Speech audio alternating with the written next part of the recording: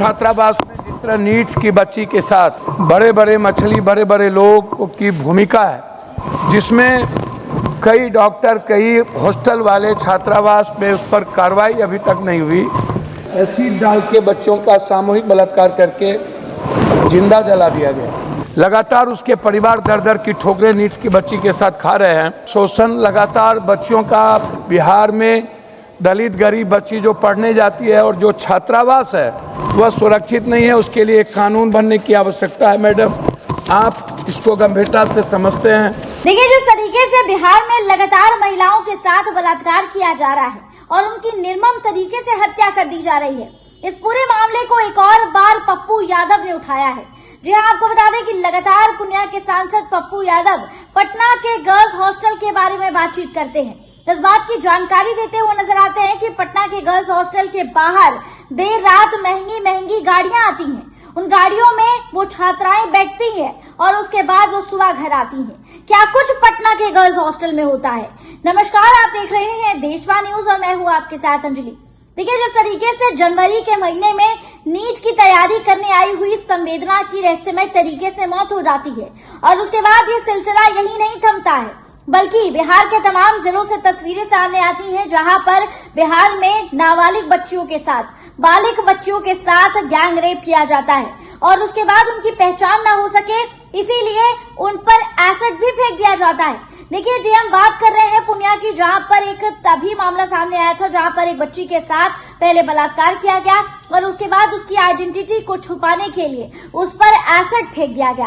बता दें कि एक और बार इन सभी बातों को और छात्राओं की सेफ्टी सिक्योरिटी को लेकर इन मुद्दों को पूर्णिया के सांसद पप्पू यादव ने उठाया है। मैं चाहूंगी कि आप उनकी बातों को सुन लीजिए कि वो क्या कुछ कहते हुए नजर आ रहे हैं।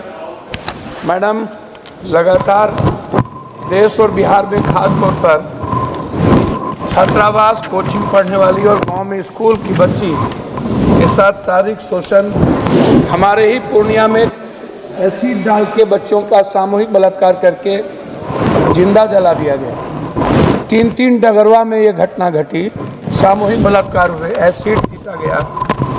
मैडम, छात्रावास में जिस तरह नीट्स की बच्ची के साथ बड़े बड़े मछली बड़े बड़े लोग की भूमिका है, जिसमें कई डॉक्टर कई हॉस्टल वाले छात्रावास में उस पर कार्रवाई अभी तक नहीं हुई। लगातार उसके परिवार दर दर की ठोकरें नीट्स की बच्ची के साथ खा रहे हैं।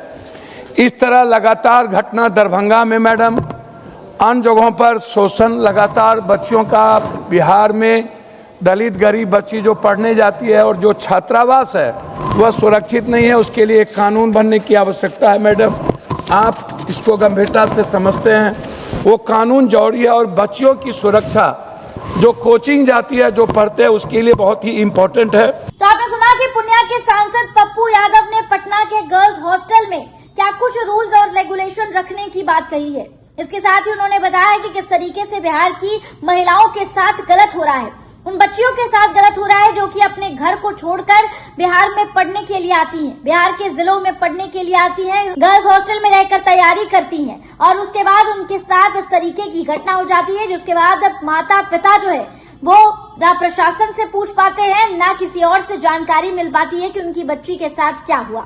इस खबर पे आपकी क्या कुछ राय है, हमें कमेंट के माध्यम से जरूर साझा करें और ऐसी ही तमाम खबरों के लिए हमारे साथ बने रहें देशवा न्यूज पर।